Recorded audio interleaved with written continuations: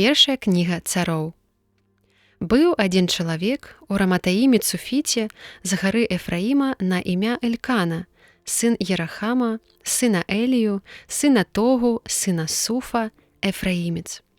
І ён меў 2 жонак. Імя адной – Ганна, а імя другой – Фанена. І ў Фанены былі сыны, а ў Ганны дзяцей не было.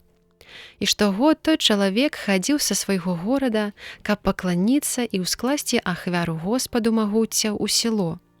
Былі ж там 2 сыны Гелі, Хофні і Пінхас, святары Господа. Такім чынам прыходзіў дзень, і Элькана ўскладаў ахвяру і даваў жонцы сваёй Фанене і ўсім яе сынам і дочкам па частцы. А Ганне даваў адну найлепшую частку, бо Ганну ён любіў. Але Господ замкнуў у лоне яе. Таксама яе суперніца чыніла шкоду і вельмі дакучала ёй, каб яе засмучаць, таму што Господ замкнуў яе ў лоне. І так яна рабіла многія гады. Калі тая прыходзіла ў святыню Господа, яна ў зручны момант моцна ўзрушвала яе. Ганна пасля таго плакала і не прымала ежы. Дык сказаў ёй Элькана, муж яе: «Ганна, чаму ты плачаш, і чаму не ясі, і чаму сумуе сэрца тваё? Ці ж я табе не мілейшы, чым 10 сыноў?» Ганна ўстала, калі ў село скончылі есці і піць, і калі святар Гелі сядзеў на крэсле перад брамай святыні Господа.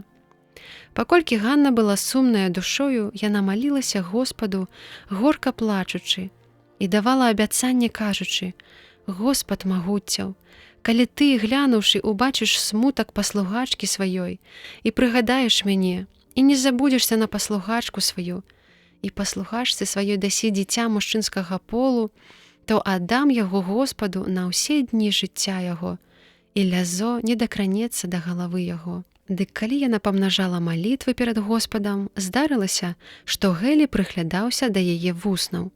А Ганна гаварыла ў глыбіні сэрца свайго, і толькі варушыліся вусны яе, але голасу не было чуваць.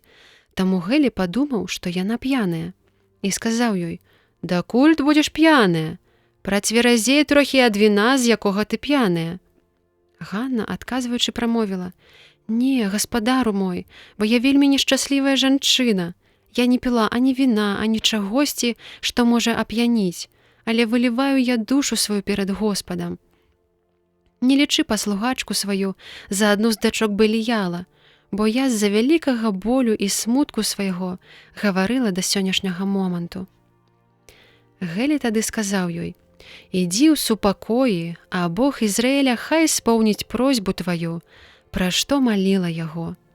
І яна сказала: «О, няхай знойдзе паслугачка твая ласку ў вачах тваіх». І адышла тая жанчына дарогою сваёй, і ела, і аблічча яе не было ўжо такім, як раней. І падняліся назаўтра рана і пакланіліся перад Господам, і пайшлі ў дарогу зваротную, і прыбылі ў дом свой у раме. А Элькана пазнаў жонку сваю Ганну, і Господ прыгадаў яе.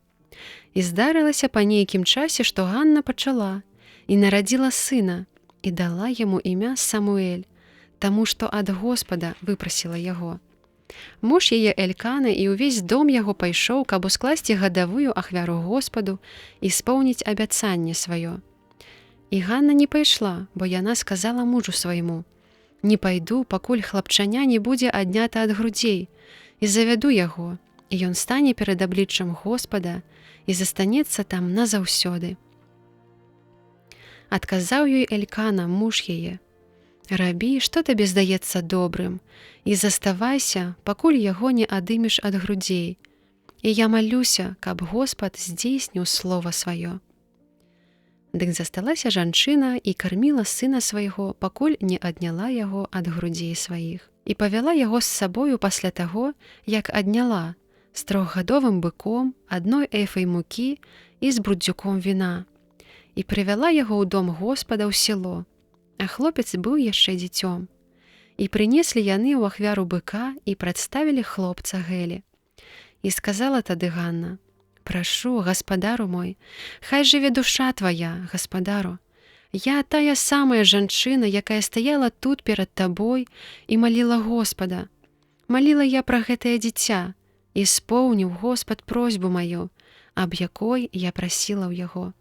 Таму і даручаю яго Господу на ўсе дні, колькі будзе жыць, ён адданы на службу Господу». І пакланілася там Господу.